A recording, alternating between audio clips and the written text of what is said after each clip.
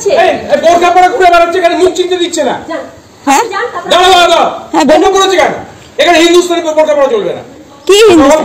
কেন বোরকা খুলবো? কেন বোরকা খুলবো? বোরকা খোলো তুমি। কেন খুলবো? তোমার আইডেন্টিটি আমি দেখতে চাই, তুমি কে? কে আইডেন্টিটি? চলুন আমি দেখিয়ে দিচ্ছি। ওকে ধমকাচ্ছ? ওকে ধমকাচ্ছি মানে ওই তো আমাকে ডাকলো। না আমি বলছি আমি ওই তো আমাকে ডাকলো। হ্যাঁ বোরকা পরে বসে চিনতে দিচ্ছে। আমি কাজে যাচ্ছি, বলছি আমি কাজে আছি। আস্তে কথা বলো, বাড়ির সামনে তুই আসছিস কেন? তুই যা। ব্যাপার এখানে হিন্দুস্তানি বোরকা পরা চলবে না। কি হিন্দুস্তান? কেন বোরকা খুলবো?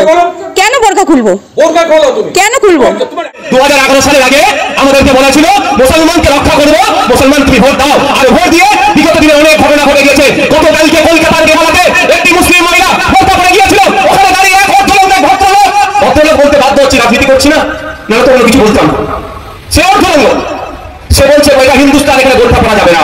সংবিধানে ঠিক সেরকম একটা 25 নম্বর ধারাতে বলা আছে যে যে যার ধর্ম এবং যার যা নীতি নৈকট্য আছে নিজেদের ধর্ম সেটা সে তার সঠিকভাবে সে পালন করতে পারবে। বলে এটা যে প্রকাশ্যে যে এটা এসছে এটা খুব নিন্দনীয়, কারণ আমাদের মুসলিম শরিয়াতে আছে লাকুম দিনুকুম ওয়ালিয়া দিন, যে যা ধর্ম সে তার পালন করুক, ধর্মের কোনো জবরদস্তি নেই।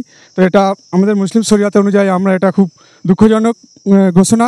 তো যে ব্যক্তি এটার উপরে করেছে, তো আমরা সরকারকে অনুরোধ করব তার প্রতি স্টেপ নেওয়া, বা পরবর্তীকালে এরকম কোনো মন্তব্যজনক কোনো কথা বা খারাপ কোনো ধর্মীয় বিরোধী কোনো কথা যেন না আলোচনা হয়। এই মুহূর্তে আমি উপস্থিত রয়েছি দক্ষিণ 24 পরগনার মধ্যে হাটপুকুরিয়া অঞ্চল এলাকাতে। আর গত 2 দিন আগে যে ভিডিওটি সোশ্যাল মিডিয়ায় ভাইরাল হয়েছে, যে এক মুসলিম মহিলা বোরকা পরে তিনি গিয়েছিলেন একটা আত্মীয়র বাড়িতে, এবং সেখানে তিনি কথোপকথন করছিলেন, এবং একজন অর্ধপুরুষ নগ্ন তিনি খালি গায়ে একটি হাফ প্যান্ট পরে চলুন আমি দেখিয়ে দিচ্ছি সেই মুসলিম মহিলাকে বলছে তুমি বোরকা পরে এখানে কেন এসেছো, এবং তাকে প্রকাশ্যে বলছে যে এটা হিন্দুস্তান, এখানে হিন্দুস্তানি বোরকা পরা চলবে না। কি হিন্দুস্তান? কেন বোরকা খুলবো? কেন বোরকা খুলবো? বোরকা খোলো তুমি। এখানে বোরকা পরা যাবে না। তো এখানে আপনারা দেখতে পাচ্ছেন ইমাম এখানে রয়েছে, তারা দেখাচ্ছে, সরাসরি আপনার মুখ থেকে শুনে নেন। গত 2 দিন আগে যে সোশ্যাল মিডিয়ায় যে ভিডিওটি ভাইরাল হয়েছে, যে একজন মহিলা বোরকা পরে গিয়েছিলেন এবং একজন অর্ধপুরুষ নগ্ন তিনি তাকে বলছেন যে এটা হিন্দুস্তান, এখানে বোরকা পরা যাবে না, তুমি বোরকা খুলে এসো। আপনি কি বলবেন এই বিষয়ে? এটা ভারতবর্ষ, এবং এখানে যে ভারতবর্ষের সংবিধান আছে, আমরা সবাই সংবিধানকে শ্রদ্ধা করি, সেই সঙ্গে সঙ্গে আমাদের শরিয়াতকে শ্রদ্ধা করি।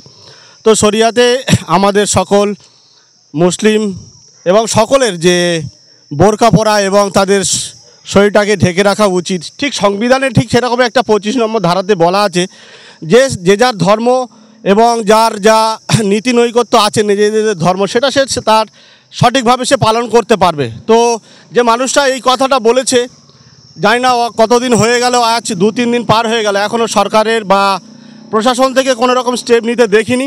সরকারের কাছে বা প্রশাসনের কাছে আমি অনুরোধ রাখবো যে আপনারা এর বিরুদ্ধে স্টেপ নেন, না হলে আমরা বৃহত্তর আন্দোলনে নামবো, এবং এটা থেকে অনেক গুজব অনেক ছড়িয়ে যেতে পারে, যেটা ভারতবর্ষের জন্য খুব একটা ভয়ানক সময় বা ভয়ানক দিন আসতে চলেছে। তাই প্রশাসনের কাছে অনুরোধ রাখবো আপনারা এই বিষয়টা একটু দেখুন, এবং এর একটা যথাযথ যা হয়েছে তার দোষীদেরকে একটা শাস্তি হোক, এটা আমরা চাই। আচ্ছা, আপনি কি মনে করছেন এটা কি কোনো ষড়যন্ত্র? ভারতবর্ষ এখন একটা অন্য জায়গায় ষড়যন্ত্রের মধ্যে চলে গেছে, এবং বিশ্বে সমস্ত মুসলমানদের ওপর একটা অত্যাচার হচ্ছে। আমি চাইবো সমস্ত মুসলমানদেরকে একটা ঐক্যবদ্ধ হতে এবং তাদের একটা নেতৃত্ব, একজন নেতা তৈরি করতে, যার নির্দেশ মতো আমরা সবাই একত্রিত হয়ে এই সমস্ত অন্যায়গুলো যাতে পরবর্তীকালে আর না হয় তার প্রতিবাদ আমরা দৃঢ়ভাবে করব।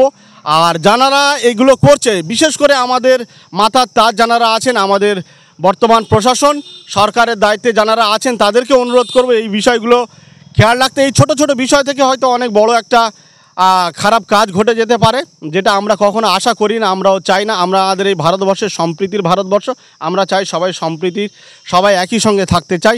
মোরা একই বৃন্তে দুটি কুসুম, হিন্দু মুসলমান, এটাই বলতে চাই আমি। কিন্তু কিছুদিন আগে যে ময়ূররঞ্জন বলে একজন কিন্তু এই কথাটা নিয়ে কটাক্ষ করছেন, আপনি কি বলবেন এই বিষয়ে? তো আমি ময়ূররঞ্জনকে খুব একটা চিনি, এবং উনি একজন কি বলা যায় দালাল টাইপের একজন সাংবাদিক।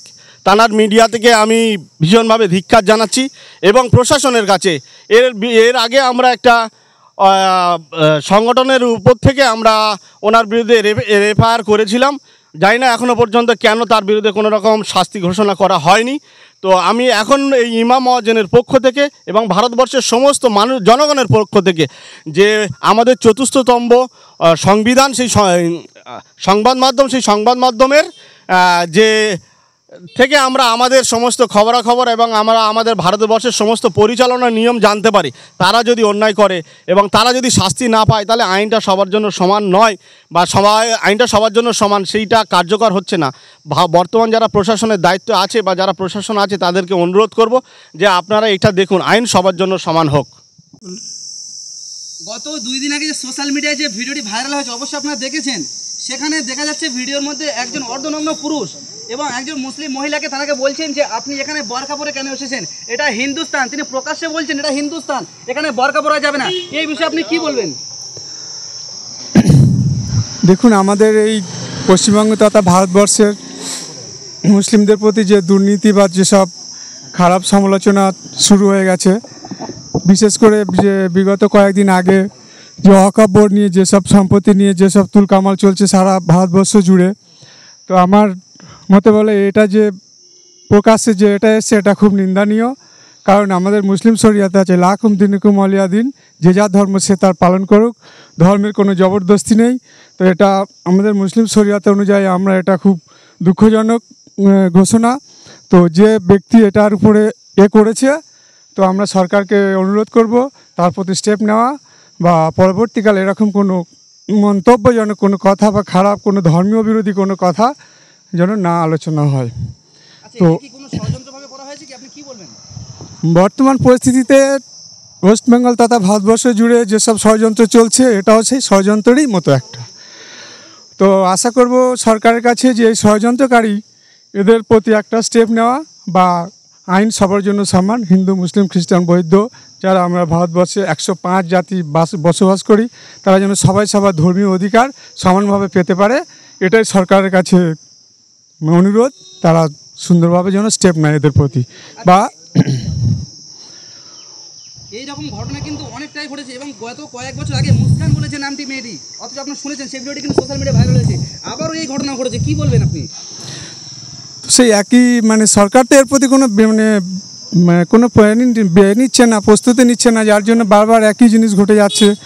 তো আমরা বলবো আমাদের মুসলিম শরিয়াতের যারা বড় বড় জায়গায় বসে আছে সংগঠনের মাধ্যমে, যদি এই জিনিসগুলো আস্তে আস্তে বন্ধ না হয়, তাহলে পরবর্তী সময়ে আমাদের একটা বড় আন্দোলনের নামার একটা আশঙ্কা থাকবে, বা আমরা আরও চেষ্টা করব যাতে এই সবগুলো না হয় তার বিরোধী করার জন্য। আচ্ছা, ময়ূখ রঞ্জন যে তিনি বলেছেন যে কিসের কুসুম, যে মুসলিম হিন্দু ভাই ভাই একই বৃন্তে দুইটি কুসুম হিন্দু মুসলমান যেটাকে বলা হয়, সেই ময়ূখ রঞ্জন ঘোষ তিনি বলেছেন যে কিসের কুসুম, এইটা নিয়ে আপনি কি বার্তা দেবেন? উনি তো একটা সাংবাদিক মিডিয়া, ওনাকে কি বলুন তো, উনি ওনার মতো যে মন্তব্য যেটা করেছে অ্যাকচুয়ালি তো ওটা ঠিকই না। কারণ যে এই ভাষাটা তৈরি করেছে এক বৃন্তে দুটি কুসুম হিন্দু মুসলমান, সে তো আর নিশ্চয়ই বোকা না, সে অনেক জ্ঞানী বা সাধু পুরুষ। ইনি যেটা করতেছে এনার ব্যক্তিগত মতে এটা খুব খারাপ, দুঃখজনক, নিন্দনীয় ভাষা, যে এরকম এর প্রতি সরকারকে স্টেপ নেওয়া উচিত। আপনার নাম?